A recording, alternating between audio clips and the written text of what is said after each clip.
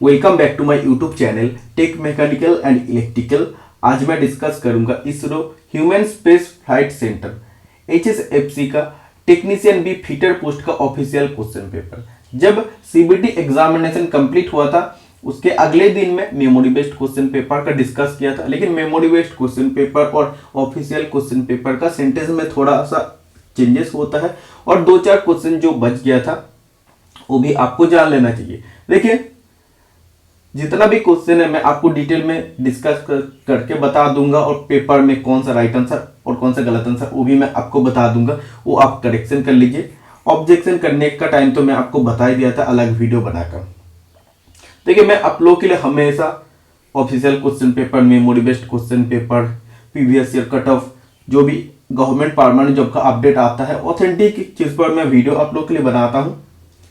जब मैं अपडेट देता हूं तो तब आप लोग बोलते हैं सर अब पढ़ाते नहीं है, और मैं continuously previous year question paper का वीडियो बना रहा हूं। अभी एलपीएससी का एग्जाम हुआ उसका वीडियो बनाया हूं, एनएफएल का पेपर का भी मैं वीडियो बनाया हूं, लेकिन वो सब वीडियो आप लोग देखते नहीं है क्योंकि उसका जो पेपर हो गया। आप लोग सोचते हैं कि उसका पेपर हो गया मतलब वो पेपर पूरी आपको और नहीं देखना है। देखिए, जिस भी एग्जाम होता है, अगर आप फीटर के, टर्नर के, मशीनिस्ट के, मैं आपको बोलूंगा कि आप तीनों ट्रेड में से अगर किसी भी एक ट्रेड का स्टूडेंट है तो आपको तीनों ट्रेड का वीडियो देखना चाहिए और हर एक official question paper, memory based question paper का आप पढ़ाई करना चाहिए, क्योंकि हर पेपर से देखना 4, 5, 8, 10 क्वेश्चन नया नया आपको मिलता है जो आपको पढ़ के भी अच्छा लगता है और यही क्वेश्चन आपको किसी दूसरा एग्जाम में पूछा जाएगा। टेक्निकल एग्जाम का सिलेबस लिमिटेड है, उसी में से आपको घुमा फिरा के क्वेश्चन पूछा जाता है। आप लोगों का पास जो भी है वो आप लोग पढ़ के कंप्लीट कर लिए, तो कुछ नया आप लोग को भी ट्राई करना पड़ेगा। तो पेपर एटलीस्ट आप लोग हमेशा जो भी पेपर मैं डिस्कस करूंगा आप लोगों के लिए, आप लोगों का अच्छाई के लिए मैं डिस्कस करता हूं, तो एटलीस्ट वीडियो को आप पूरा देखिएगा। ओके, तो आज का वीडियो में टोटल मैं 40 क्वेश्चन का डिस्कस करूंगा, टोटल 40 क्वेश्चन का डिस्कस करूंगा और पार्ट 2 में बाकी 40 क्वेश्चन का डिस्कस करूंगा। तो 1 से 40 नंबर क्वेश्चन तक डिस्कस करूंगा और जो भी आप लोगों का डाउट है, जो भी वर्कशॉप कैलकुलेशन एंड साइंस का कैलकुलेशन है, वो भी मैं आपको डिटेल में करके दिखाऊंगा। तो सपोर्ट कीजिए। मैं आप लोगों के लिए आने वाला दिन में और भी वीडियोस बनाऊंगा, जैसे HSFC का अभी फीटर डिस्कस करो, फीटर के बाद मेरे पास टर्नर का पेपर है, मैशिनिस्ट का पेपर है, एनएफएल का मैं टर्नर का डिस्कस किया, उसके बाद मैशिनिस्ट का डिस्कस करूंगा, बोरिंग मशीन का डिस्कस करूंगा, HSFC का वेल्डर पेपर भी अवेलेबल है। थोड़ा टाइम लगेगा, मैं धीरे धीरे डिस्कस करूंगा। ऐसा नहीं है कि मैं डेली 10 गो वीडियो बनाऊंगा, अपडेट रेलवे ग्रुप डी क्या खबर है, ऐसे में 10 गो वीडियो नहीं बना सकता हूँ क्योंकि मेरा टाइम भी वैल्यूएबल है।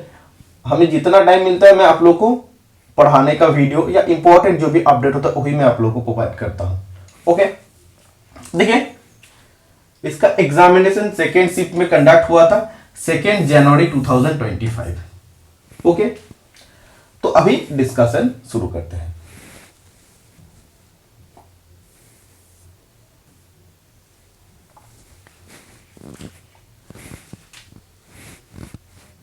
देखिए, question number 1, identify the type of seam in sheet metal working shown below. Sheet metal working में जो इस टाइप ऑफ ज्वाइंट होता है, इस ज्वाइंट का नाम क्या है? इनसाइड लैप सीम, बाट सीम, सांक लैप सीम या प्लेन लैप सीम। 4 ऑप्शन में से राइट आंसर क्या हो जाएगा? इसका राइट आंसर हो जाएगा ऑप्शन नंबर सी, सांक लैप सीम। देखिए, लैप सीम क्यों है? क्योंकि आप वेल्डिंग के टाइम भी पढ़े हैं, बाट वेल्डिंग में हम लोग प्लेट्स को एंड टू एंड रखते हैं और लैप वेल्डिंग में हम लोग प्लेट को एक दूसरे के ऊपर रखते हैं। तो इसमें देखिए आपका ऐसे रखे हैं। ओके, तो इस क्वेश्चन का राइट आंसर सांक लैप सीम। देखिए, टाइप्स ऑफ लैप जॉइंट आप देख लीजिए। सीट मेटल वर्किंग में, सीट मेटल वर्किंग में टाइप्स ऑफ लैप जॉइंट आप देख लीजिए। थोड़ा सा इसको कम करता हूं। देखिए, ये होता है आपका प्लेन लैप, ये आपका सांक लैप जो आपको अभी इधर पूछा है, सांक लैप। ये आपका होता है इनसाइड लैप और ये आपका होता है आउटसाइड लैप। ठीक है, क्योंकि देखिए आप जो ऐसे मोड़े हैं ना तो इनसाइड से मोड़े हैं, लेकिन देखिए इसमें जो आप प्लेट को मोड़े हैं वो आउटसाइड से मोड़े हैं। शीट मेटल की मैं बात कर रहा हूँ, शीट मेटल को जो मोड़ है वो अब आउटसाइड से मोड़ है, इसीलिए वो आपका आउटसाइड लैब है। ओके, तो इससे आपको कैसा क्वेश्चन पूछा जाएगा, इस टाइप ऑफ क्वेश्चन आपको पूछा जाएगा। ऐसा फिगर दिया जाएगा, सोचिए ऐसा आपको फिगर दिया गया, आपको पूछा जाएगा किस टाइप ऑफ लैब जॉइंट है या किस टाइप ऑफ सीम जॉइंट है, वो आपको बताना है। Next question number 2, which among the following comes under machine safety category in workshop safety. देखिए वर्कशॉप सेफ्टी 3 टाइप्स होता है, एक आपका पर्सनल सेफ्टी, एक होता है जनरल सेफ्टी और थर्ड होता है मशीन सेफ्टी। तो वर्कशॉप सेफ्टी का जो कैटेगरी होता है उसमें से आपका मशीन सेफ्टी आता है। तो निम्नलिखित में से कौन सा ऑप्शन मशीन सेफ्टी कैटेगरी में आता है? जैसे ये आपका राइट आंसर हो जाएगा, do not attempt operating the machine until you know how to operate it properly. आपको लेद मशीन का पास लेकर गया है और आपको लेद मशीन के बारे में कुछ भी नहीं पता है, तो आपको तब तक लेद मशीन नहीं चलाना है जब तक उसके बारे में, लेद मशीन के बारे में प्रॉपर जानकारी आपको ना मिल जाए तब तक। ओके, तो सबसे पहले आपको करना क्या है, लेद मशीन चलाना है तो उसके बारे में आपको प्रॉपरली ज्ञान होना चाहिए, नॉलेज आपके अंदर जब हो जाएगा उसके बाद ही आप उसको ऑपरेट कीजिए। तो ये जो आपको बोला है ऑप्शन नंबर डी में, ये बिल्कुल राइट आंसर हो जाएगा कि किसी भी मशीन के बारे में या किसी भी काम के बारे में जब तक उसका बारे में प्रॉपरली आपके पास नॉलेज नहीं होता है तब तक आपको मशीन चलाना या वो काम आपको करना नहीं चाहिए।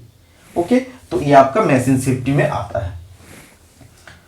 नेक्स्ट क्वेश्चन, वीडियो देखिए, वीडियो में काफी सारा question workshop calculation and science से है, मैं डिस्कस करूंगा, वो आप लोगों के लिए बहुत हेल्पफुल होने वाला है। आने वाला दिन का इसरो का एग्जामिनेशन, किसी भी डिपार्टमेंट के एग्जामिनेशन में वो आपका हेल्पफुल होगा। इसरो के लिए मैं टेस्ट सीरीज प्रोवाइड किया था, उसमें से 2 वर्कशॉप कैलकुलेशन एंड साइंस से न्यूमेरिकल कॉमन आया है, और ये भी एक स्टूडेंट ने हमको बताया 2 न्यूमेरिकल क्वेश्चन कॉमन आया है सेम टू सेम। इसीलिए मैं बोलता हूं इसरो का एग्जाम लेना तो इसरो का प्रीवियस ईयर क्वेश्चन पेपर तो अच्छा से आपको देखना ही है। देखिए, for same cutting speed larger diameter drill head, cutting speed आपका वही रहेगा लेकिन ड्रिल का डायमीटर अगर बड़ा हो जाता है तो उसमें आरपीएम में क्या प्रभाव पड़ता है। देखिए, कटिंग स्पीड का फॉर्मूला होता है पाई डी एन अपन 1000, ठीक है। इसमें आरपीएम आपको बोला है कि आरपीएम में क्या प्रभाव पड़ेगा, तो ये आपका होता है कटिंग स्पीड इंटू 1000 अपन पाई इंटू डी। पाई का वैल्यू आप जानते हैं फिक्स है 3.14, या आप बोल सकते हैं 22/7। ओके, पहला जो कंडीशन है उसमें देखिए कटिंग स्पीड अगर आपका, मैं आपको नॉर्मली बोल रहा हूं, कटिंग स्पीड अगर आपका 1 होता है, ठीक है, पाई का वैल्यू आप जानते हैं 3.14 और डी का वैल्यू भी अगर आपका 1 होता है। ओके, ये आपको समझ आएगा। और सेकेंड ऑप्शन आपको क्या बोला, या सेकेंड कंडीशन आपको क्या बोला है, एन इज इक्वल टू, इसमें बोला कटिंग स्पीड आपका सेम रहेगा, मतलब पहले अगर 1 था तो 1 ही है, नीचे आपका पाई का वैल्यू तो आपका सेम रहेगा। इसमें बोला लार्जर डायमीटर ड्रिल, ड्रिल का डायमीटर पहले 1 हम लोग मानकर चल रहे थे, अभी 10 मान लेते। तो इसमें जो आपका आरपीएम का वैल्यू आएगा किसमें ज्यादा आएगा, देखिए इसमें ज्यादा आएगा क्योंकि नीचे से 3.14 है, तो ये जो आपका 1000 है उसे 3.14 से डिवाइड होगा। ओके, लेकिन इसमें देखिए 1000 किससे डिवाइड होगा, इसको अगर आप कैलकुलेट करते हैं तो 1000 आपका किससे डिवाइड हो रहा है, 31.4 से डिवाइड हो रहा है, और इधर आपका 1000 किससे डिवाइड हो रहा है, 3.14 से डिवाइड हो रहा है।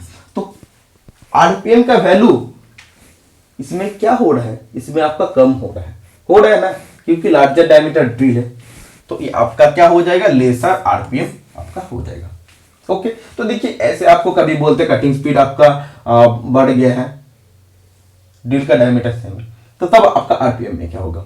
ऐसे अलग अलग कंडीशन आपको देता है, तो आपको ऐसे कर लेना है, आपको तुक्का नहीं लगाना है। इसमें कभी आपका इधर कटिंग स्पीड बोला है ना सेम, इधर बोलते हैं कटिंग स्पीड बढ़ गया है और ड्रिल का डायमीटर सब सेम है, तो तब आरपीएम में क्या होगा। अलग अलग कंडीशन देता है, तो आपको ऐसे कैलकुलेट करके देख लेना है। पहले जो भी है सब उसमें एक एक करके लिख दीजिए ना, बाकी उसमें जो भी इधर बढ़ रहा है कम हो रहा है वो आप देखकर पुट कीजिए, वो आपको पता चल जाएगा कि उसमें क्या हो रहा है। सिर्फ इधर आपको आरपीएम ही निकालने के लिए नहीं देता, कभी कभी कटिंग स्पीड भी निकालने के लिए देता है कि कटिंग स्पीड क्या हो रहा है, कम होगा कटिंग स्पीड ज्यादा होगा, वो भी आपको बताता है। Okay, next question number 4, the arc length in arc welding is called normal arc length. मतलब आर्क वेल्डिंग में किस आर्क लेंथ को हम लोग नॉर्मल आर्क लेंथ के नाम में जानते हैं। देखिए, जब आप वेल्डिंग करते हैं, ठीक है, आर्क वेल्डिंग में आपको इलेक्ट्रोड यूज करना होता है और गैस वेल्डिंग में आपको फिलर रॉड यूज करना होता है। देखिए, आर्क वेल्डिंग में ये आपका इलेक्ट्रोड और ये आपका बेस मेटल, ये आपका इलेक्ट्रोड। तो इलेक्ट्रोड का टिप से बेस मेटल तक के जितने दूरी होते हैं, सोचिए अगर 5 मिलीमीटर, ओके, वो अगर इलेक्ट्रोड के कोर वायर के डायमीटर के साथ, कोर वायर डायमीटर के साथ अगर समान होते हैं, मतलब कोर वायर का डायमीटर अगर आपका 5 मिलीमीटर होता है, तो इसे हम लोग नॉर्मल आर्क लेंथ कहते हैं। मतलब जब इलेक्ट्रोड टिप और बेस मेटल के बीच के दूरी इलेक्ट्रोड के कोर वायर के डायमीटर के बराबर होता है, इसे हम लोग नॉर्मल आर्क लेंथ कहते हैं। समझ आ गया? जो आपका इलेक्ट्रोड होता है उसमें एक कोर वायर होता है, उसके अंदर एक मेन वायर होता है, और कोर वायर को हम लोग एक चीज से कवर करते हैं। जिस चीज से कवर करते हैं इसे हम लोग फ्लक्स कहते हैं। ओके, इससे भी क्वेश्चन आपको पूछा जाता है, तो इस क्वेश्चन का राइट आंसर हो जाएगा, if the distance between electrode tip and the base metal is approximately equal to the diameter of the core wire. मतलब इलेक्ट्रोड का कोर वायर का डायमीटर का सब अगर अप्रोक्सीमेटली इक्वल होता, समान होता है, तो इसे हम लोग नॉर्मल आर्क लेंथ कहते हैं। अगर ये डिस्टेंस इस इलेक्ट्रोड का कोर वायर का डायमीटर से अगर कम होता है, तो इसे हम लोग कहते हैं शॉर्ट आर्क लेंथ। अगर ये डिस्टेंस इलेक्ट्रोड का कोर वायर का डायमीटर से अगर ज्यादा होता है, उसे हम लोग कहते हैं लॉन्ग आर्क लेंथ। ओके, तो आपको जब आर्क वेल्डिंग करना है तो नॉर्मल आर्क लेंथ पे आपको रखना है, क्योंकि अगर आप लॉन्ग आर्क लेंथ करते हैं या शॉर्ट आर्क लेंथ करते हैं तो उसमें आपका वेल्डिंग डिफेक्ट आ जाता है। Next question number 5, which among the following is a corrective maintenance procedure. मतलब निम्नलिखित में से कौन सा करेक्टिव मेंटेनेंस का प्रोसीजर है।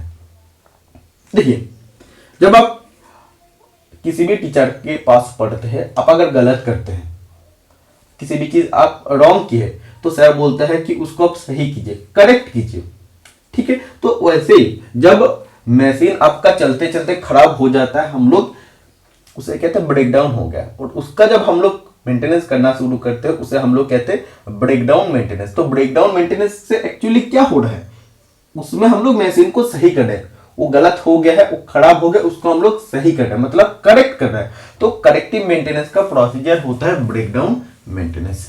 ओके, तो ऑप्शन नंबर बी बिल्कुल राइट आंसर हो जाएगा।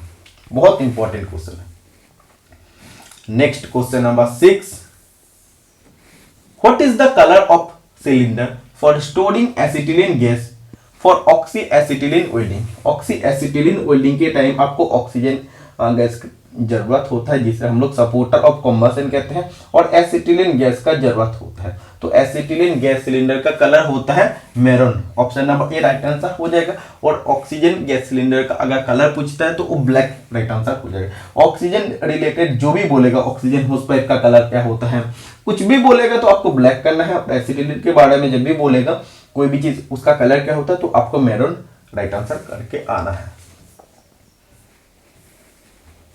Next question number 7, cap nuts are used. Cap nut किस लिए यूज होता है। देखिए, कोई भी आपके एक असेंबली है, उसको आप नट बोल्ट से नाट बोल्ट से आप जोड़ रहे हैं, ठीक है। तो ये आपका बोल्ट है, इधर आप नाट से इसको इस असेंबली को जोड़ा है।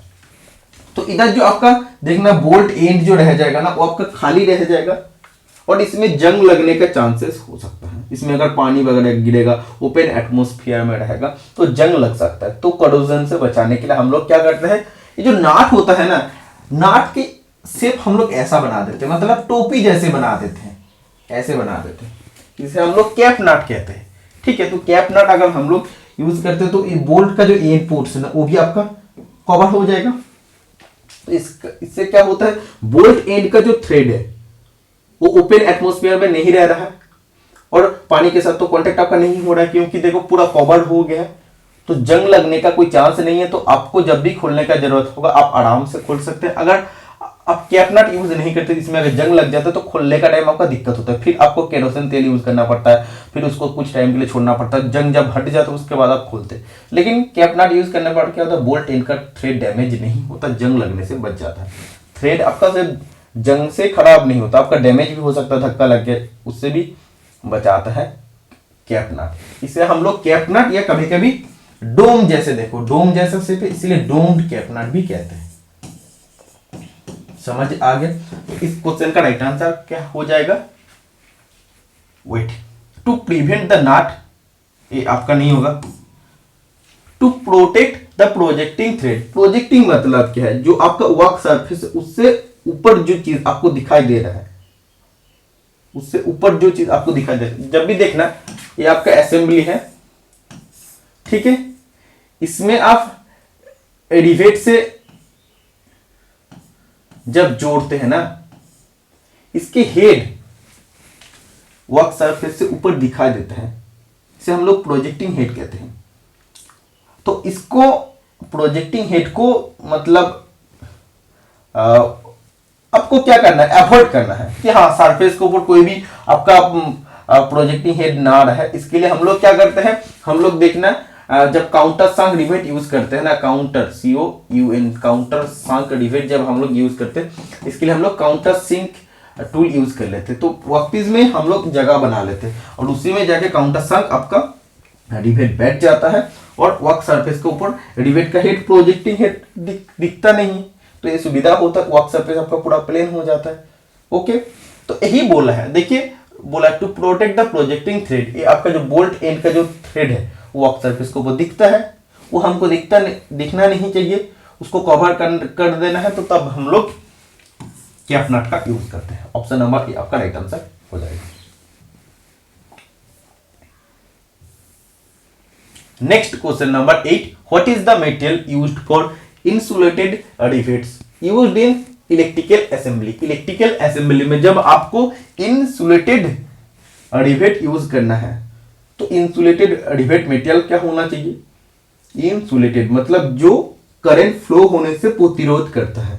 एक आपका होता है कंडक्टर, एक रेजिस्टर होता है और एक इंसुलेटर होता है। इंसुलेटर से करंट पास नहीं होता है, रेजिस्टर से पास होता है लेकिन करंट प्रभाव होने से वो बाधा देता है, लेकिन इंसुलेटर से करंट पास नहीं होता है। तो इलेक्ट्रिकल असेंबली में जब आपको इंसुलेटर रिवेट यूज करना है तो कौन सा मटेरियल का बना होना चाहिए, तो नायलॉन का बना होना चाहिए। ऑप्शन नंबर बी आपका राइट आंसर हो जाएगा। ओके, अगर आपको कंडक्टिव मटेरियल से बने रिवेट यूज करना है तो अब आपको कॉपर यूज करना पड़ेगा। Next question number 9, which among the following cast iron type is also called as ductile cast iron. मतलब निम्नलिखित में से वो कौन सा टाइप ऑफ कास्ट आयरन है जिसे हम लोग डक्टाइल कास्ट आयरन के नाम में जानते हैं। ओके, देखिए कास्ट आयरन आपका 4 टाइप्स होता है। एक आपका ग्रे कास्ट आयरन, सेकेंड होता है व्हाइट कास्ट आयरन, थर्ड होता है मेलेबल कास्ट आयरन और फोर्थ होता है नोड्यूलर कास्ट आयरन। ओके, तो नोड्यूलर कास्ट आयरन को हम लोग डक्टाइल कास्ट आयरन के नाम में जानते हैं। देखिए बोला this is very similar to malleable cast iron, मतलब मेलेबल कास्ट आयरन के जैसे ही लगभग वो समान होता है, सेम होता है। This is produce without any heat treatment, but इसे हम लोग बिना उष्मा उपचार से बनाते हैं। Nodular cast iron is also known as, हम लोग डक्टाइल आयरन भी कहते हैं, स्पेरोडियल ग्रेफाइट आयरन भी हम लोग कहते हैं। ओके, दिस हैज गुड मैसिनेबिलिटी, इसका मैसिनेबिलिटी प्रॉपर्टी अच्छा होता है, कास्टेबिलिटी मतलब अच्छे से हम लोग इसका कास्टिंग भी कर सकते हैं, रेजिस्टेंस टू वेयर, घिसने से वो प्रतिरोध भी करता है, लो मेल्टिंग पॉइंट इसका होता है और हार्डनेस भी अच्छा होता है।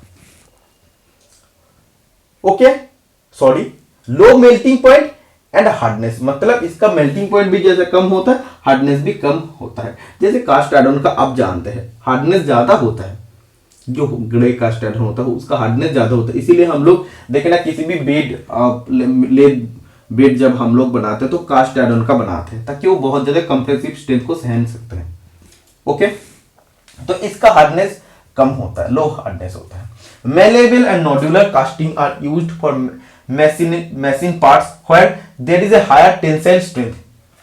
देखिए हम लोग जनरली कास्ट आयरन का वहां पर यूज करते हैं, लेथ बेड में यूज करते हैं, ताकि उधर वो अच्छे से कंप्रेसिव स्ट्रेंथ को रेजिस्ट कर सकते हैं। लेकिन नोड्यूलर कास्ट आयरन और मैलेबल कास्ट आयरन को तब उस मशीन पार्ट में यूज करना है जहां पे हाई टेंसाइल स्ट्रेस का जरूरत होता है। इंपैक्ट, मॉडरेट इंपैक्ट लोडिंग, ये आपका ऐसे हार्ड बहुत ज्यादा होता है ग्रे कास्ट आयरन, उससे अगर हम लोग इंपैक्ट मारे या शॉक दे वो बहुत ज्यादा ब्रिटल होने का कारण टूट जाएगा। लेकिन इसके अंदर देखो डक्टाइलनेस आ गया है, तो डक्टिलिटी जब आ गया है तो ये थोड़ा क्या हो गया, इसके अंदर टेंसाइल प्रॉपर्टी भी आ गया है, तो इस थोड़ा थोड़ा इंपैक्ट लोड को भी वो सहन कर सकते हैं। This castings are less expensive are in alternative to steel casting, और ये कास्टिंग आपका कम महंगा होता है और स्टील कास्टिंग के ऑल्टरनेट में हम लोग इसका भी यूज कर सकते हैं। ओके, समझ आ गया। Next question number 10, how many number of cut will be there over a length of 10 millimetre for a 250 millimetre long bastard file, मतलब 250 मिलीमीटर लंबे बास्टर्ड फाइल के 10 मिलीमीटर में, प्रति 10 मिलीमीटर में कितने नंबर ऑफ कट होता है।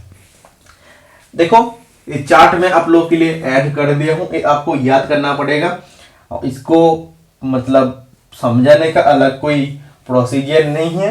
इसमें आपको ग्रेड ऑफ फाइल और number of cut over the length of 10 millimetre, मतलब प्रति 10 मिलीमीटर में कितना टीथ होगा ये आपको दिया है। इधर लेंथ ऑफ फाइल बोल दिया है, राफ, बास्टर्ड, सेकेंड कट, ये सब आपका ग्रेड है, smooth and dead smooth. 250 millimetre बोला है। ओके, तो बास्टर्ड में कितना टीथ होता है, 10 टीथ होता है, ये आपका प्रति 10 मिलीमीटर में बोल दिया है। अगर आपको बोलता है कि बास्टर्ड फाइल है और उसका 300 मिलीमीटर लेंथ है, ओके, और उसके प्रति 10 मिलीमीटर में कितना टीथ होगा, 9 टीथ होगा, तो ये चार्ट आपको पढ़ना है। ओके, तो देखिए इस क्वेश्चन का राइट आंसर हो जाएगा 10। Next question number 11, which among the following is a respiratory PPE in safety. देखिए सेफ्टी में respiratory PPE, personal protective equipment, सांस लेने से या सांस लेने के लिए कौन सा पर्सनल प्रोटेक्टिव आपको यूज करना है।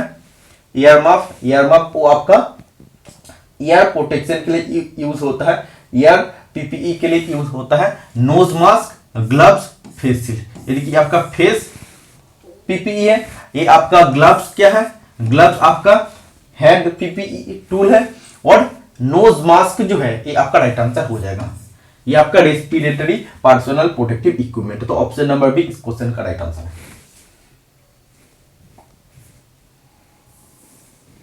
Next question number 12, the lead tin based alloy with anti friction property which is used for making bearing is, मतलब वो लीड टिन बेस्ड एक एलॉय होता है जिसमें एंटी फ्रिक्शन प्रॉपर्टी होता है, और इसे हम लोग एंटी फ्रिक्शन बियरिंग बनाने के लिए यूज करते हैं। तो इस एलॉय का नाम क्या है, तो इस एलॉय का नाम है बेबिट मेटल। ठीक है, तो बेबिट मेटल में क्या रहता है, लीड, टिन, उसके साथ रहता है कॉपर और उसके साथ रहता है एंटीमोनी। ये क्वेश्चन कॉमन है, हमेशा हर एग्जाम में ये क्वेश्चन पूछा जाता है। Question number 13, 1 millimetre pitch for hexo blade fall in which among the following category. देखिए हेक्सो ब्लेड का पिच अलग अलग होता है और इसका एक चार्ट होता है। आप लोग जो यूपी साइड से बिलोंग करते हैं, आप लोग रॉयल पब्लिकेशन का बुक फॉलो करते हो उसमें आपको पिच 4 टाइप्स दिया है। जैसे मैं आपको बता देता हूँ, उसमें आपको बोला है एक पिच आपका बोला है जैसे आपका रफ बोला है, ठीक है।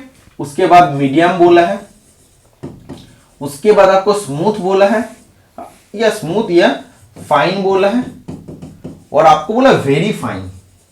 ये आपको दिया है रॉयल पब्लिकेशन के बुक में।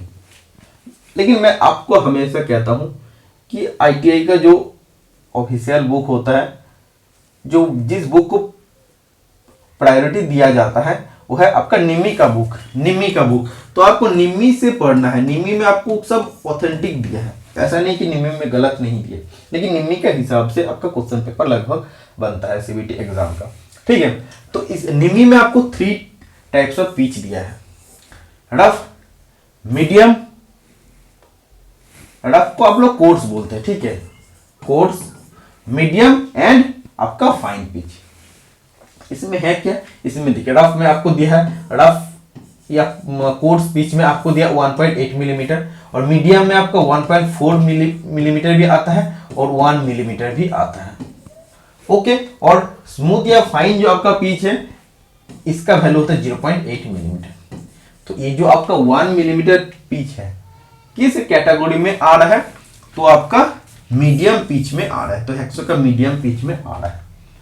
लेकिन बहुत सारा स्टूडेंट ऐसा कर दिया है, ये आप लोग कर दिया है 1 मिलीमीटर को फाइन पिच, लिए फाइन पिच नहीं होगा, ये आपका मीडियम पिच में आएगा, ठीक है। तो इसमें देखिए ये आपका कौन सा सेट होगा, जो जितना ज्यादा कोर्स होगा उसका क्या होगा, ये आपका स्टैगर्ड सेट होगा STAGGERED, ये आपका स्टैगर्ड सेट। और इसमें कभी कभी आपका स्टैगर्ड सेट भी होता है, जब 1 पिच होता है तो आपका वेब सेट भी होता है। लेकिन ये आपका जो फाइन पिच है, फाइन पिच आपका वेब सेट हमेशा होगा, ठीक है।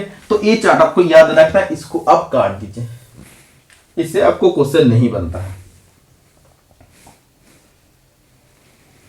Next question number 14, identify the fit H7J6 from the following. तो देखिए निम्नलिखित ऑप्शन में से आपको बताना है कि ये किस टाइप ऑफ फिट है। तो एक सिंपल प्रोसीजर मैं आपको बता देता हूं, H7J6 इसमें दिया है ना, तो H जो दिया है, जो सामने दिया रहता है, इससे आपको पता चलता है वो होल बेसिस सिस्टम है या सेप्ट बेसिस सिस्टम है। तो ये आपका होल बेसिस सिस्टम है। फिट निकालने के लिए आपको सिर्फ ये देखना है, इधर क्या दिया है, J दिया है या P दिया है या G दिया है। आपको ऐसा भी दे सकते हैं, आपको इधर जैसे E भी दे सकता है, आपको इधर K भी दे सकता है। तो फिट निकालने का क्या प्रोसीजर होता है, देखिए जब आपका ए वाला वैल्यू ना A से स्मॉल में लिख देता हूं, A से H तक होगा, तो वो आपका क्लियरेंस फिट को इंडिकेट करता है।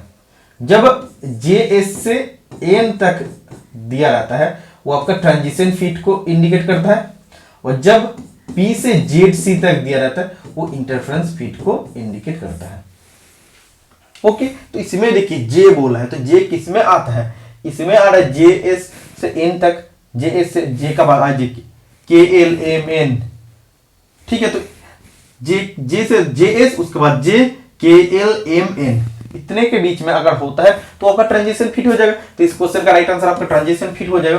कभी कभी देखना H7G6 दिया रहता है, तो G किस रेंज में आ रहा है, इसमें आ रहा है G8, तो आपका क्लियरेंस फिट हो जाएगा। कभी कभी देखना इधर दिया रहता है P दिया रहता है, तो P किस में आ रहा है, तो आपका इंटरफेरेंस फिट में आ रहा है। तो एक चार्ट आपको याद रखना है, ये इतने आपको याद रखना है, okay. Next question number 15, which one of the following has the highest hardness number. मतलब निम्नलिखित में से कौन सा ऑप्शन का सबसे हार्डनेस ज्यादा होता है, जिसका हार्डनेस ज्यादा हो उसका हार्डनेस नंबर उतना ही ज्यादा होगा।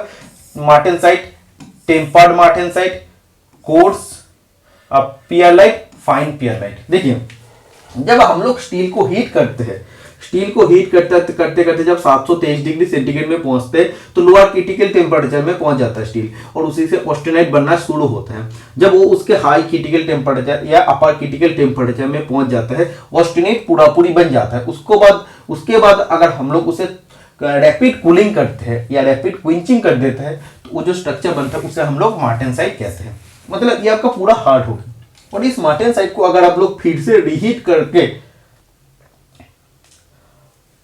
बनाते हैं तो उसे हम लोग टेम्पर्ड मार्टेनसाइट कहते हैं। जैसे हम लोग टेम्पर्डिंग में कहते हैं हार्डेंड स्टील को हम लोग फिर से रीहीट करते हैं और उसके बाद उसको हम लोग ठंडा करते हैं, तो ये आपका टेम्पर्डिंग प्रोसेस है। तो मार्टेनसाइट को जब हम लोग फिर से रीहीट करके उसको हम लोग जब बनाते हैं तो आपका टेम्पर्ड मार्टेनसाइट होता है। लेकिन इसमें इस 4 ऑप्शन में से मार्टेनसाइट का हार्डनेस सबसे ज्यादा होता है। टेम्पर्डिंग में क्या होता है, हार्डनेस आपका कम हो जाता है, तो टेम्पर्ड मार्टेनसाइट का हार्डनेस इसमें कम हो जाता है, तो इसके हार्डनेस नंबर ज्यादा नहीं होगा। तो हार्डनेस सबसे ज्यादा है मार्टेनसाइट का, तो मार्टेनसाइट का हार्डनेस नंबर ज्यादा होगा। तो ऑप्शन नंबर ए बिल्कुल राइट आंसर हो जाएगा। समझ आ गया ना। Next question number 16, chipless thread are generated by. Chipless thread कैसे बनाया जाता है, देखिए मैं आपको नॉर्मल एक एग्जांपल देता हूं। जब कोई भी लड़का या लड़की कान छिदवाते हैं तो उसमें, इसे हम लोग तो एक्चुअली पियर्सिंग कहते हैं, तो देखना उसमें कोई भी चीज जो भी आपका इयररिंग्स होता है तो वो आपका घुस जाएगा, ठीक है। उसमें से कोई भी मटेरियल रिमूव नहीं आता, कोई भी उसमें से मांस पीस आपका निकालता है, कोई निकालता नहीं है, लेकिन उसमें देखना वो आपका छेद बन जाता है। तो इसमें देखना क्या फॉर्म हो रहा है, लेकिन इसमें से कुछ भी चीज निकाल नहीं रहा है। इसमें आपका होल बन गया, कान में या नाक में जो करता है होल आपका बन गया है, लेकिन कोई भी चीज आपका नहीं निकाल रहा है। तो वैसे ही चिपलेस थ्रेड भी बनाया जा सकता है। तो इसके लिए कौन सा टैप हम लोग यूज कर सकते हैं, गान tap, thread forming tap, spiral fluted tap या हेलिकल फ्लूटेड टैप। तो इस क्वेश्चन का राइट आंसर हो जाएगा थ्रेड फॉर्मिंग टैप। तो थ्रेड फॉर्मिंग टैप में क्या होगा, हम लोग जब इस टैप को चलाएंगे ना तो थ्रेड फॉर्म करते हुए आगे बढ़ेगा, इससे कोई चिप्स नहीं निकलेगा। ये आपका चिपलेस प्रोसेस होता है। ओके, नेक्स्ट क्वेश्चन नंबर 17, मंच मेटल इज एन एलॉय। बहुत इंपॉर्टेंट क्वेश्चन और बहुत कॉमन क्वेश्चन, हमेशा हर एग्जाम में पूछा जाता है। कॉपर एंड जिंक का एलॉय होता है 60 और 40 रेशियो में आपका रहता है, मतलब 3:2 रेशियो में आपका रहता है। Okay, next question 18 number, a car moving at a velocity 80 kilometre per hour is brought to rest in 60 second. What is the retardation और deceleration experienced by the car. एक car 80 kilometre per hour speed में चल रहा था, 80 kilometre per hour speed में चल रहा था। उससे जब हम लोग ब्रेक कसते हैं तो वो धीरे धीरे स्लो होकर एकदम स्थिर होने में उसको टाइम लगता है 60 सेकेंड। तो इससे रिटार्डेशन या डिसेलेरेशन, जिसे हम लोग नेगेटिव एक्सीलरेशन कहते हैं, वो आपको निकालना है।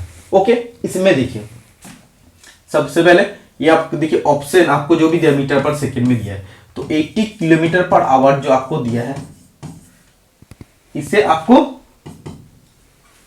मीटर पर सेकंड में कन्वर्ट करना है, ठीक है।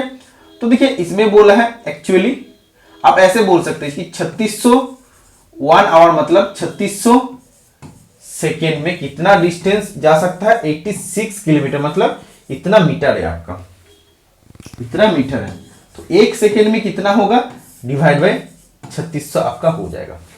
ओके, तो इसको अगर आप काटते हैं, इसके बाद आपको 2 से काटना 18, इसके बाद 430 2.9, इसके बाद आपका 215, ठीक है। देखते 3 से काटते कि 3 से आपका नहीं कटेगा, तो ऐसे आप रहने दीजिए।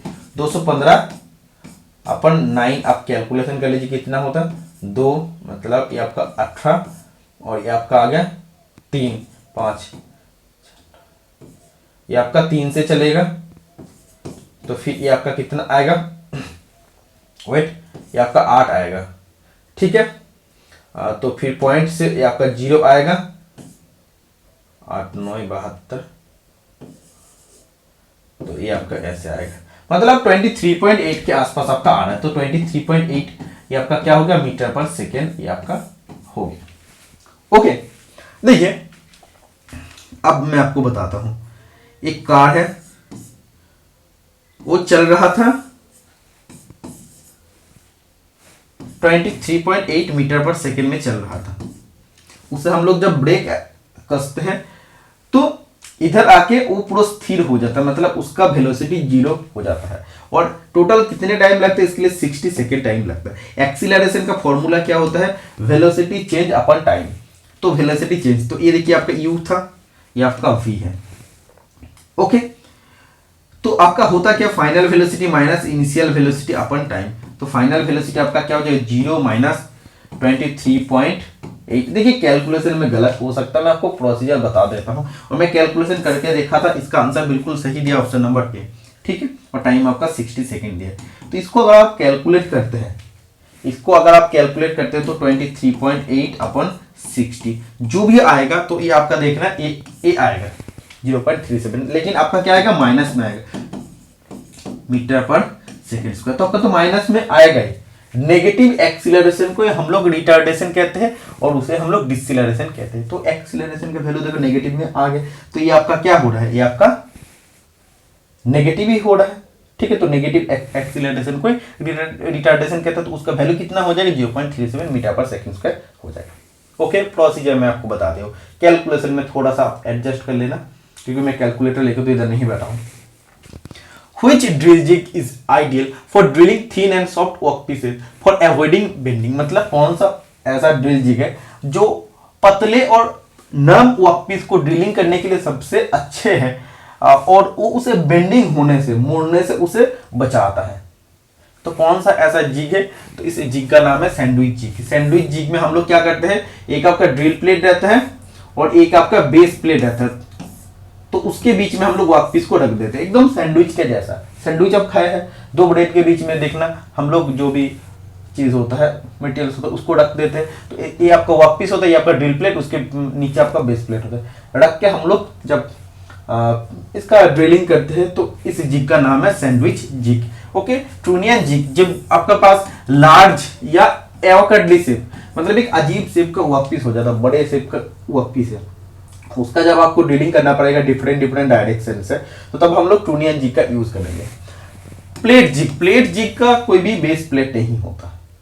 ओके, बॉक्स जिग को हम लोग टम्बल जिग कहते हैं, एक बॉक्स जैसा होता है और छोटे छोटे वर्कपीस को हम लोग इसके अंदर रखते हैं, फिर उस बॉक्स को क्लोज कर देते हैं, और एक साइड से हम लोग उसका क्लैंपिंग करते हैं और लोकेटिंग करते हैं, आधा 3 साइड से हम लोग उसका अलग अलग डायरेक्शन से ड्रिलिंग कर सकते हैं। और बॉक्स जिग को हम लोग टम्बल जिग कहते हैं, क्योंकि इसे हम लोग अलग अलग डायरेक्शन से ड्रिलिंग कर सकते हैं, इसीलिए। Okay, the operation of shaping the grinding wheel to maintain concentricity with axis is called. मतलब देखिए, जब आप किसी भी नया ग्राइंडिंग व्हील को उसके ग्राइंडिंग मशीन के स्पिंडल में जब आप फिट करते हैं, या जो भी आपका ग्लेज्ड ग्राइंडिंग व्हील है या लोडेड ग्राइंडिंग व्हील है, उसको जब आप ड्रेसिंग करते हैं, ड्रेसिंग करने के बाद और ग्राइंडिंग व्हील के जो एक्सिस होता है उसके साथ ग्राइंडिंग व्हील को कॉन्सेंट्रेट करना, केंद्रित करना बनता है, अदरवाइज ग्राइंडिंग व्हील वॉबलिंग करेगा। तो इस प्रोसीजर को हम लोग कहते हैं ट्रूइंग। ठीक है, ट्रूइंग में हम लोग क्या करते हैं, ग्राइंडिंग व्हील का जो एक्सिस है उसके साथ ग्राइंडिंग व्हील को कॉन्सेंट्रेट करते हैं। ओके, कॉन्सेंट्रेट करने पर वो स्मूथली घूमता है। Okay, 21 number question, which type of drill is used for drilling normal low carbon steel. मतलब नॉर्मल लो कार्बन स्टील का ड्रिल करने के लिए किस टाइप ऑफ ड्रिल का हम लोग यूज करते हैं। देखिए, ड्रिल का 3 टाइप्स ऑफ हेलिक्स एंगल होता है। एक आपका होता है टाइप एच, टाइप एन और टाइप एस। ठीक है, इसका हेलिक्स एंगल होता है 10 से 12 डिग्री, इससे होता है 18 से 30 डिग्री, और इसका होता है 35 से 40 डिग्री। जब आपको बोले नॉर्मल, ये आपका हार्ड मटेरियल के लिए, ओके, ये आपका नॉर्मल लो कार्बन स्टील के लिए, ये आपका सॉफ्ट वर्कपीस के लिए। जब हार्ड मटेरियल होगा तो हेलिक्स एंगल कम होगा, जब नॉर्मल होगा तो बीच में होगा, इंटरमीडिएट होगा, और जब आपका सॉफ्ट वर्कपीस होगा तो हेलिक्स एंगल का वैल्यू ज्यादा होगा। ओके, तो देखिए नॉर्मल लो कार्बन स्टील के लिए टाइप एन हम लोग ड्रिल यूज करते हैं। ड्रिल में हेलिक्स एंगल और रेक एंगल का वैल्यू सेम होता है 27.5 डिग्री। देखिए, हाइड्रोलिक से आपको एक ही क्वेश्चन पूछा गया था, और हाइड्रोलिक से एकदम लिमिटेड क्वेश्चन आपको पूछा जाता है, और वो भी देखना एक नहीं 2 क्वेश्चन पूछा, एक क्वेश्चन आपको हमेशा हर एग्जाम में यही पूछा जाता है। सिंबल से क्वेश्चन पूछा जाता है, और सिंबल क्या क्या सिंबल से क्वेश्चन पूछता है, जैसे यूनि, देखिए सिंबल विथ सर्किल, मतलब सर्किल से क्या क्या सिंबल होता है। देखिए, ये आपका न्यूमेटिक कंपोनेंट है, ठीक है, तो जब यूनि डायरेक्शनल होगा तो ये आपका सिंबल होगा, जब न्यूमेटिक मोटर बाई डायरेक्शनल होगा तो ये आपका ये सिंबल होगा। यूनि डायरेक्शनल में देखिए 1 है, बाई डायरेक्शनल में 2 है। समझ आ गया। प्रेशर गेज का ऐसा सिंबल होगा जो आपको एग्जाम में पूछा है, तो प्रेशर गेज आपका राइट आंसर हो जाएगा। सिंबल विथ डायमंड शेप, तो ये जो शेप होता है ना, इस शेप को हम लोग डायमंड शेप कहते हैं। तो देखिए फिल्टर का कभी कभी क्वेश्चन पूछा जाता है, इसरो में यही क्वेश्चन पूछा जाता है। तो देखना हाइड्रोलिक न्यूमेटिक आपको ज्यादा पढ़ने का जरूरत नहीं, इससे लिमिटेड क्वेश्चन पूछा जाता है जो मैं आपको पढ़ाता हूँ, यही देखना। अगले जो भी इसरो का एग्जाम होगा, सीबीटी होगा, तो यही इससे क्वेश्चन आपको पूछा जाएगा। देखिए ये आपका सिंबल फिल्टर को इंडिकेट कर रहा है, ये लुब्रिकेटर को इंडिकेट कर रहा है, एक बार एक क्वेश्चन पूछा है, और ये आपका ड्रायर को इंडिकेट कर रहा है।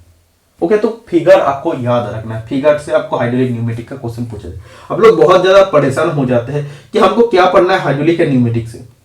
आपको डीपली इतना ज्यादा पढ़ना नहीं है, आपको लिमिटेड क्वेश्चन ही पूछा जाता है, वो मैं आपको बताऊंगा। और आप लोगों के लिए मैं बोला कि क्रैश कोर्स आएगा तो जरूर आएगा, बहुत जल्दी मार्च में मैं कोशिश कर रहा हूं। Okay, 23 number question, name the tool used for hole alignment during riveting. Riveting का टाइम होल, जिस दो प्लेट का आप रिवेटिंग करने जा रहे हैं, तो उसके होल का अलाइनमेंट करने के लिए हम लोग किस टूल का यूज करते हैं? ड्रिफ्ट का यूज करते हैं। ओके, ये भी बिल्कुल सही आंसर दिया है। Wait, for an interference fit the difference between the size of the hole and the shaft before assembly is. देखिए इंटरफेरेंस फिट में होल के साइज और शेफ्ट के साइज के बीच का डिफरेंस को क्या होता है? देखिए मैं आपको बोल देता हूँ, इंटरफेरेंस फिट जो होगा, होल के साइज हमेशा शेफ्ट के साइज से छोटा होगा। सोचिए होल के साइज है 25.10 और ये होल का साइज है, और शेफ्ट के साइज है 25.20, ये शेफ्ट के साइज है। ठीक है, तो इसमें जो डिफरेंस आएगा, अंतर आएगा, वो आपका क्या आएगा? ये आपका देखना कितना आएगा, 0.900। तब ये आपका जो भी वैल्यू आएगा ना, तो ये आपका जो डिफरेंस आएगा वो आपका नेगेटिव में आएगा। तो यही क्वेश्चन आपको एग्जाम में पूछा है। इंटरफेरेंस फिट में होल और शेफ्ट के डायमेंशन का जो डिफरेंस आता है वो नेगेटिव में आता है, और क्लियरेंस फिट में पॉजिटिव में आता है। देखिए, what will be the volume of air with its pressure double and temperature half. इस क्वेश्चन को लेके काफी ज्यादा कंफ्यूजन है। जब मैं ऑब्जेक्शन करने वाला वीडियो बनाया था, उसमें मैं आपको डिटेल में समझा दिया था। इसके लिए देखिए, आपको P1 V1 upon T1 is equal to P2 V2 upon T2 formula का यूज करना है। ठीक है, तो पहले देखिए, सब मैं मान लेता हूं, सब आपका 1 है, मतलब प्रेशर, वॉल्यूम, टेम्परेचर सब आपका 1। ठीक है, सेकंड में आपको क्या बोला है? Volume, what will be the volume of air, मतलब V2 आपको निकालना है। प्रेशर डबल हो गया, मतलब प्रेशर 1 था, ये आपका 2 हो गया इंटू V2, और टेम्परेचर आपका हाफ हो गया, मतलब ये आपका हाफ हो गया। ठीक है, तो इधर देखिए, ये आपका 1 है is equal to 2 into V2, ये आपका ऊपर चला जाएगा तो 2 हो जाएगा, तो 1 इज इक्वल टू 4 V2, तो V2 इज इक्वल टू आपका क्या हो जाएगा? 1/4। तो इनिशियल वॉल्यूम का 1/4 हो जाएगा। ठीक है, तो ऑप्शन नंबर सी इस क्वेश्चन का राइट आंसर हो जाएगा। बहुत इंपॉर्टेंट क्वेश्चन है, ऐसा क्वेश्चन आपको इसरो में आने वाला दिन में भी पूछा जाएगा। जो स्टूडेंट वीडियो देख रहा है, सही में उन स्टूडेंट को बहुत जल्दी नौकरी मिलेगा, क्योंकि टेक्निकल में आपको लगभग सब चीज पता होते हैं, फिर भी आपका सिलेक्शन नहीं होता, क्योंकि कुछ क्वेश्चन के लिए आप लोगों का सिलेक्शन नहीं होता, और ऐसा क्वेश्चन की वजह से आप लोगों का सिलेक्शन नहीं होता। इसमें आप लोगों का प्रॉब्लम हो जाता, आप नहीं कर पाते। तो जो स्टूडेंट सही में सब्र रख के वीडियो को देखता है, मेरा हर बात को सुनता है, फालतू में इधर उधर फाइट नहीं करता है, उन स्टूडेंट को बहुत जल्दी नौकरी मिलेगा। और मैं आज तक देखा, जितना भी स्टूडेंट मेरा साथ कांटेक्ट में है, जिसके साथ भी मेरा रिलेशन बहुत अच्छा है, जो कांटेक्ट में रहता है, सबको नौकरी मिल जाता है। हमको बाद में फेसबुक में फ्रेंड रिक्वेस्ट भेजता है, और देखता हूँ वो लोग बहुत ज़्यादा सक्सेसफुल हो गया। मैं तो एकदम PSU में काम करता हूँ, मेरे को बहुत अच्छा लगता है कि जब मेरा स्टूडेंट किसी अच्छा जगह में नौकरी करता है। मैं इलेक्ट्रिसिटी डिपार्टमेंट में हूँ, मेरा स्टूडेंट इसरो में है, BRC में है, कोई टीचर है, बिहार इंस्ट्रक्टर है, कोई झारखंड इंस्ट्रक्टर है, कोई MP इंस्ट्रक्टर है। अच्छा लगता है, बहुत अच्छा लगता है। इसीलिए देखिए, मैं जो बोलता हूँ आप लोग सुन के चलिए, आप लोगों का लाइफ में जरूर सक्सेस मिलेगा। ओके, थोड़ा टाइम लग सकता है, लेकिन मेरिट इसमें गवर्नमेंट जॉब के लिए मेरिट उतना महत्वपूर्ण नहीं होता। मेन चीज होता है आप कितना स्टडी कर रहे हैं, उसके ऊपर सब कुछ डिपेंड करता है। मेहनत करेंगे तो आपको नौकरी जरूर मिलेगा। The actual length is 1 metre, the length of the drawing is 5 centimetre, find the representative fraction. Representative fraction आपको बोला है, representative factor is equal to, ये आपका drawing length upon actual length कर देना है, ठीक है। तो 5 सेंटीमीटर और 1 मीटर को अगर सेंटीमीटर में कन्वर्ट करते तो 100 सेंटीमीटर हो जाएगा, तो 1/20 हो जाएगा। तो 1/20 मतलब ये आपका रेशियो में कितना आ जाएगा 1:20, या ये आपका अगर फ्रैक्शन में था तो 1/20 रिप्रेजेंटेटिव फैक्टर आ जाएगा। मतलब ड्राइंग में कितना वैल्यू है, अपन एक्चुअल वैल्यू उसका कितना है वो आपको सिर्फ निकालना है। 27 number question, the term allowance in limit and fits is usually refer to. तो देखिए जब आपका सिंगल पीस रहता है उसमें सिर्फ टॉलरेंस बात ही आता है, जब फिटिंग जॉब होता है उसमें अलाउंस बात होता है। अलाउंस बात हम लोग जो करते हैं तो हम लोग इंटेंशनली जो हम लोग बीच में डिफरेंस छोड़ देते, मिनिमम जो डिफरेंस छोड़ देते उसे हम लोग अलाउंस कहते हैं। तो इस क्वेश्चन को लेके काफी ज्यादा डाउट है, किसी के स्टूडेंट ने ऑप्शन नंबर डी लगाया था, किसी स्टूडेंट ने ऑप्शन नंबर सी लगाया था। तो बोला है difference of tolerance of hole and shaft, मतलब होल के टॉलरेंस और सेप्ट के टॉलरेंस के बीच को हम लोग अलाउंस कहते हैं। ऐसा नहीं, हम लोग इंटेंशनली मतलब जानबूझकर जो होल और सेप्ट के बीच में मिनिमम क्लियरेंस छोड़ते हैं, चाहे वो आपका नेगेटिव क्लियरेंस भी हो सकता है, पॉजिटिव क्लियरेंस भी हो सकता है, तो उसे हम लोग कहते हैं अलाउंस, ठीक है। लिमिट फिट टॉलरेंस चैप्टर को बहुत अच्छा से मैं कंप्लीट किया हूं, मैं अपना पेड कोर्स में वो आप लोगों के लिए लॉन्च हो जाएगा और ज्यादा इंतजार आपको नहीं करना है, okay. Centre gauges are used for, centre gauge किस लिए यूज होता है, तो सेंटर गेज यूज होता है checking and setting the tool in a lathe, मतलब थ्रेडिंग टूल को चेक करने के लिए जब बनाते हैं तब हम लोग चेक करते हैं, और जब आपको लेथ में टूल को सेट करना होता है तब सेंटर गेज का यूज किया जाता है। 29 number question, heat treatment by which the toughness and shock resistance is induced in steel is, मतलब वो कौन सा टाइप ऑफ ऊष्मा उपचार है जिसमें स्टील के अंदर टफनेस को और शॉक रेजिस्टेंस प्रॉपर्टी को जोड़ा जाता है, उसमें डाला जाता है। तो टेम्परिंग हीट ट्रीटमेंट प्रोसेस में होता है। हार्डन स्टील को हम लोग फिर से रीहीट करते लेस देन 400 डिग्री सेंटीग्रेड में, और फिर इसमें हम लोग ब्रिटलनेस को कम करके उसमें टफनेस और शॉक रेजिस्टेंस प्रॉपर्टी को डालते हैं, ओके। तो ये आपका टेम्परिंग हीट ट्रीटमेंट प्रोसेस में होता है। Next question number 30, higher tension ratio in a belt causes. देखिए जब टेंशन रेशियो बेल्ट का बहुत ज्यादा हाई हो जाएगा, जब बहुत ज्यादा हाई हो जाएगा, टेंशन रेशियो हाई होना चाहिए, लेकिन जब बहुत हायर टेंशन रेशियो हो जाता है तो तब बेल्ट लूज हो जाता है और स्लिप करने लगता है, ठीक है। नेक्स्ट क्वेश्चन, ये भी आपका बिल्कुल सही दिया है, वेट, ये क्वेश्चन बहुत इंपॉर्टेंट है। कुछ स्टूडेंट इसमें बेल्ट टाइटनिंग एंड ब्रेकेज लगाया था, तो ये एक्चुअली नहीं, जब हायर टेंशन रेशियो बोला है तो इसमें आपका ए राइट आंसर हो जाएगा, belt loosening and slip. Belt आपका तब लूज हो जाता है और स्लिप होने लगता है ज्यादा टेंशन रेशियो से। Question number 31, when a dimension is expressed as 25 plus 0.035 slash minus 0.025 millimetre, then the tolerance is equal to, आप जानते हैं upper limit minus lower limit या high limit minus low limit, ठीक है। तो इसमें अपर लिमिट जो बोला है तो 25.035 आपका हो जाएगा आपका अपर लिमिट, और लोअर लिमिट आपको कैलकुलेशन करना पड़ेगा। वेट, मैं कैलकुलेशन कर देता हूँ, 24.975 आपका आ जाएगा, ठीक है।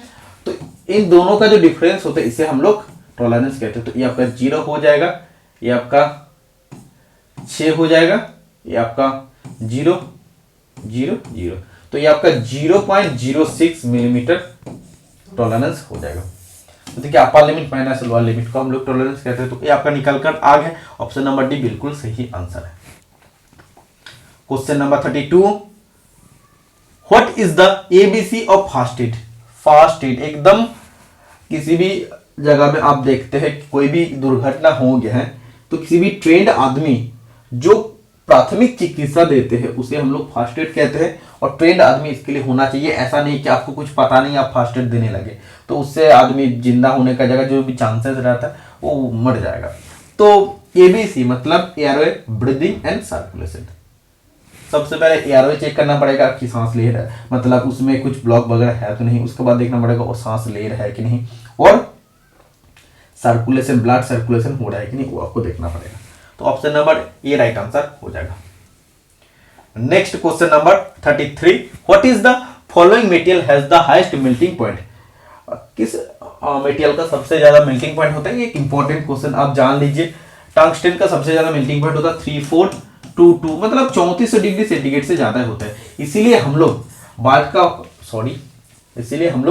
बल्ब का फिलामेंट बनाने के लिए टंगस्टन का यूज करते हैं, क्योंकि वो जब जलता है बहुत ज्यादा हीट होता है। तो इतने ज्यादा हीट रेजिस्ट करने के लिए आपको टंगस्टन ही यूज करना है, कि इतना तो हीट नहीं होता है। अगर आप 200 वाट का बल्ब यूज करते हैं तो थोड़ी ना इतना ज्यादा हीट हो जाएगा, 3400 डिग्री सेंटीग्रेड से ज्यादा हीट हो जाएगा। तो टंगस्टन से अगर हम लोग फिलामेंट बनाते हैं तो उसमें खराब होने का उतना चांस नहीं होता है। Next question number 34, what is the name of the highlighted part of the hammer. Hammer का हाईलाइटेड पार्ट का नाम क्या है, तो इस पार्ट का नाम है चीक। चीक वो पोर्शन है हैमर का जो सॉफ्ट रखा जाता है, जहां पे हैमर का वेट सिंबल किया, वेट या उसका जो भी मैन्युफैक्चर सिंबल है वो स्टैम्प किया जाता है। ओके, हार्डन पार्ट पर तो आप नहीं कर सकते, वेट वगैरह नहीं लिख सकते हैं, तो इसीलिए इस पार्ट को नर्म रखा जाता है। Point out the unsafe workshop practice among the following, मतलब निम्नलिखित में से कौन सा एक अनसेफ वर्कशॉप प्रैक्टिस है, मतलब जिससे आपका एक्सीडेंट वगैरह हो सकता है। तो ऐसा कौन सा वर्कशॉप प्रैक्टिस है, तो देखिए, take measurement before stopping the machine.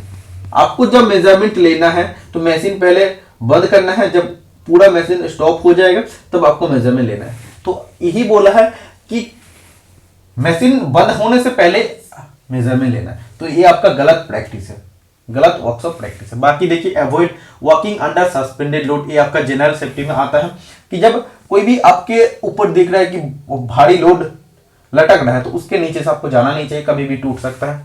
Avoid touching the electrical equipment with wait hand, मतलब भीगा हाथ से इलेक्ट्रिकल तार वगैरह इक्विपमेंट को छूना नहीं चाहिए। तो बहुत अच्छा प्रैक्टिस है, ये आपको बता रहा है। रिप्लेस ओन आउट और डैमेज टूल इमीडिएटली, मतलब जो भी खराब हो जाता या घिसाव जो भी टूल्स वगैरह होता है उसको जल्दी जल्दी उसको रिप्लेस कर देना, उसके जगह में अच्छे कंडीशन टूल्स वगैरह फिट कर दो। तो ये सब अच्छा प्रैक्टिस है। लेकिन बोला कि मशीन स्टॉप करने से पहले ही मेजरमेंट लेना है, ये गलत प्रैक्टिस है। तो यही आपको बोला है निकालने का। Question number 36, the imaginary circle on which two mating gears seems to be rolling is called, मतलब जो इमेजिनरी सर्कल जिस पर दो गियर रोल होता है, तो इस इमेजिनरी सर्कल का नाम क्या है, तो इस इमेजिनरी सर्कल का नाम है पिच सर्कल। जैसे देखना स्क्रू थ्रेड में आपका होता है ना इमेजिनरी डायमीटर, जो मेजर डायमीटर और माइनर डायमीटर का बीच का डायमीटर हम लोग कहते हैं, उसे हम लोग पिच डायमीटर कहते हैं। तो इसमें भी गियर में भी जो पिच सर्कल होता है, इस सर्कल बराबर गियर आपका रोल होता है, एक इमेजिनरी सर्कल होता है। Question number 37, which among the following is not true for rhyming. Rhyming के बारे में कौन सा कथन सही नहीं है।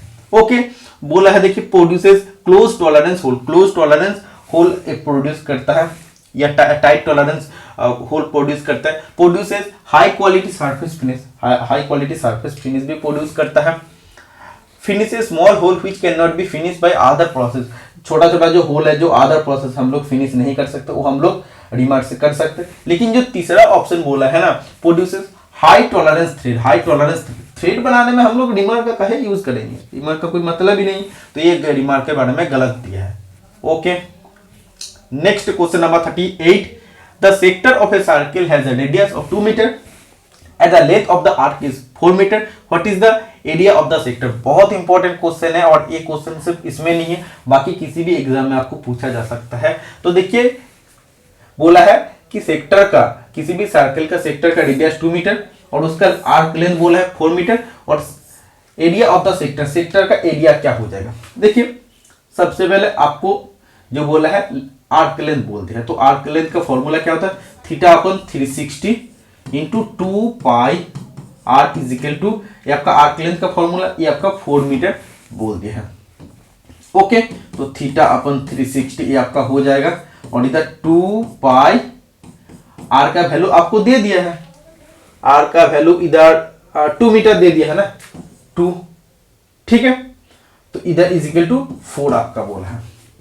देखिए वेट, तो इधर आपका हो जाएगा theta upon 360 is equal to, sorry into, ये आपका हो जाएगा 4 पाई इज इक्वल टू 4।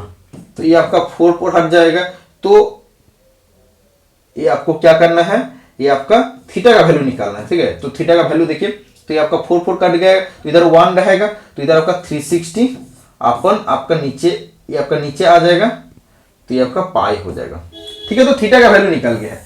अब देखिए, अब जो एरिया ऑफ सेक्टर का फॉर्मूला होता है, ये फॉर्मूला था आर्क लेंथ का फॉर्मूला। एरिया ऑफ सेक्टर का फॉर्मूला क्या हो जाएगा, एरिया ऑफ सेक्टर का फॉर्मूला जाएगा theta upon 360 into pi r square is equal to, आपको निकालना है, ठीक है। देखिए इसमें होगा क्या है, इसमें थीटा का वैल्यू आपको इधर पुट करना है, तो थीटा का वैल्यू इधर आपका 360 अपन पाई है, नीचे आपका 360 दिया है, इंटू पाई आर स्क्वायर, मतलब आर आपका 2 है, तो ये आपका 4 हो जाएगा, ठीक है। तो 360 अपन पाई, ये आपका जब उल्टा हो जाएगा तो 1/360 इंटू 4 इंटू पाई, ठीक है। तो देखिए 360 कट जाएगा, पाई कट जाएगा, तो ये आपका वैल्यू कितना आ जाएगा, पाई 4 आ जाएगा। तो 4 क्या हो जाएगा, एरिया ऑफ सेक्टर हो जाएगा। तो सेक्टर का एरिया 4 सेंटीमीटर, सॉरी मीटर में तो मीटर स्क्वायर हो जाएगा, तो 4 मीटर का option number B right answer हो जाएगा। तो आर्क लेंथ का फॉर्मूला नोट कर लीजिए, एरिया ऑफ सेक्टर का फॉर्मूला नोट कर लीजिए। इधर आपको थीटा का वैल्यू निकाल लेना है, थीटा का वैल्यू इधर आपको एरिया ऑफ सेक्टर में जाकर पुट कर देना, तो वैल्यू आ जाएगा सेक्टर का एरिया 4 मीटर स्क्वायर। समझ आएगा, बहुत सिंपल क्वेश्चन है। Drill size for a reamed hole is, reamed hole का ड्रिल साइज क्या होता है, तो देखिए drill size is equal to आपका होता है reamed size minus under size plus over size. तो ओवर साइज का वैल्यू हमेशा 0.05 मिलीमीटर होता है, ये चीज आपको याद रखना। अंडर साइज के वैल्यू डिपेंड करता है कि रिम्ड होल का साइज कितना उसमें बोला है उसके ऊपर, ठीक है। नेक्स्ट क्वेश्चन नंबर 40 आप देख लीजिए, इसमें बोला है square box of mass 15 kg is resting on A horizontal surface, मतलब 15 kg का एक स्क्वायर बॉक्स हॉरिजॉन्टल सरफेस में उसको रखा गया है। The coefficient of friction between the box and the surface is 0.15।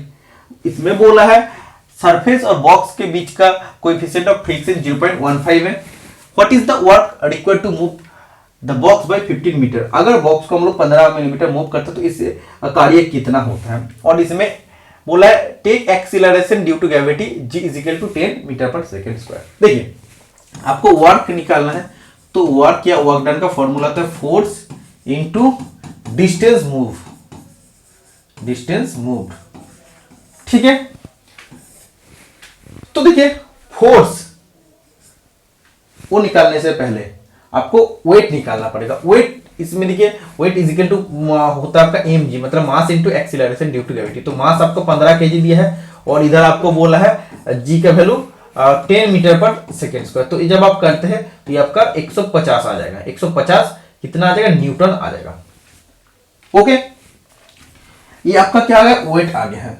आपको फ्रिक्शनल फोर्स निकालना पड़ेगा। Frictional force is equal to आपका होता है म्यू इंटू एन। तो म्यू का वैल्यू 0.15 दिया है, इंटू फोर्स आपका आ गया 150, ठीक है। इधर जो भी वैल्यू आपका आएगा वो आपका फोर्स का वैल्यू आ गया है। तो इधर देखिए ये आपका फोर्स का वैल्यू 0.15 इंटू 150, और डिस्टेंस मूव आपका 15 मीटर बोल दिया है। तो इसको कैलकुलेट कीजिएगा तो इसका वैल्यू आ जाएगा 337.5 न्यूटन मीटर। सबसे पहले आपको वेट निकालना है, और SI unit of weight is newton, वो आपका न्यूटन में आ जाएगा। फ्रिक्शनल फोर्स आपको निकालना है। फ्रिक्शनल फोर्स का फॉर्मूला होता है देखिए coefficient of friction mu into N, मतलब बच्चे नॉर्मल फोर्स। तो नॉर्मल फोर्स आपका ई है, तो ये आपका फ्रिक्शनल फोर्स आ गया। फ्रिक्शनल फोर्स और डिस्टेंस कितना मूव हो रहा है, जितना वैल्यू आएगा वो हो जाएगा इसका वर्क डन, ठीक है, तो 40 क्वेश्चन का डिस्कशन मैं कंप्लीट कर दिया हूँ। हर एक क्वेश्चन को मैं डिटेल में समझाने का कोशिश किया हूँ, और हो सके इसका नेक्स्ट पार्ट जो आएगा मैं स्मार्ट बोर्ड पर नहीं डिस्कशन करूंगा, फोन पर ही डिस्कशन करूंगा, लेकिन मैं अपना 100% देके एक एक क्वेश्चन को आप लोगों को समझाने का कोशिश करूंगा। तो जैसे मैं आप लोगों के लिए मेहनत कर रहा हूँ, ऐसे आप लोग सपोर्ट कीजिए आगे और भी जाने के लिए। और चैनल को अभी तक सब्सक्राइब नहीं किया तो चैनल को सब्सक्राइब कर लीजिएगा। आज के लिए इतना ही, मिलता है नेक्स्ट वीडियो में। Tata, bye bye.